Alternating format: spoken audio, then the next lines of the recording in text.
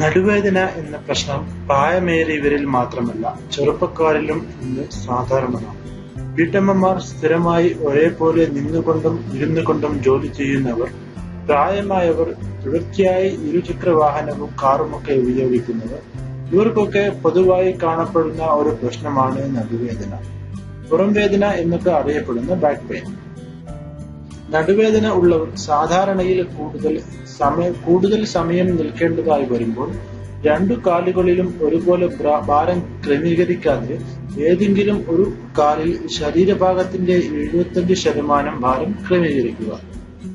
ഇരിക്കുമ്പോൾ പുറകിലേക്കു ചരിഞ്ഞോ മുമ്പിലേക്കോ വശങ്ങളിലേക്കോ ഏതെങ്കിലും ഒരു ഭാഗത്തേക്ക് മാത്രം ശരീരഭാഗം വരത്തക്ക വിധമോ ഇരിക്കരുത്.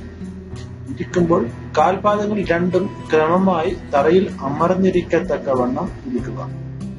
തറയിൽ മലർന്നു കിടന്ന ശേഷം കൈകൾ രണ്ടും ശരീരത്തോട് ചേർത്ത് വെച്ച് തറയിൽ അമർത്തി വെക്കുക. രണ്ടു കാലുകൾ മടക്കി മുട്ടുകൾ ഉയർന്ന് ചേർന്നു വരുന്ന വിധം പാദങ്ങൾ പൃഷ്ഠഭാഗത്തോട് അടുത്തു വരുന്ന വിധത്തിൽ തറയിൽ അമർന്നിരിക്കത്തക്കവണ്ണം വെക്കുക. തുടർന്ന് പൃഷ്ഠഭാഗവും നടുവും മെല്ലെ മുകളിലേക്ക് ഉയർത്തിക്കൊണ്ടുവരിക.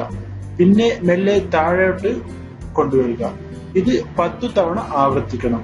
നട്ടെല്ലിന് നേരിട്ട് സ്ട്രെച്ചിങ് കിട്ടുന്ന ഈ വ്യായാമം നടുവിന്റെ കീഴ്ഭാഗത്തെ വേദനയ്ക്ക് നല്ല ആശ്വാസം നൽകാൻ സഹായിക്കും. ഈ വ്യായാമങ്ങൾ പുറംവേദന വരാതിരിക്കുന്നതിനും വന്നവരിൽ മാറ്റുന്നതിനും സഹായിക്കുന്നവരാണ്.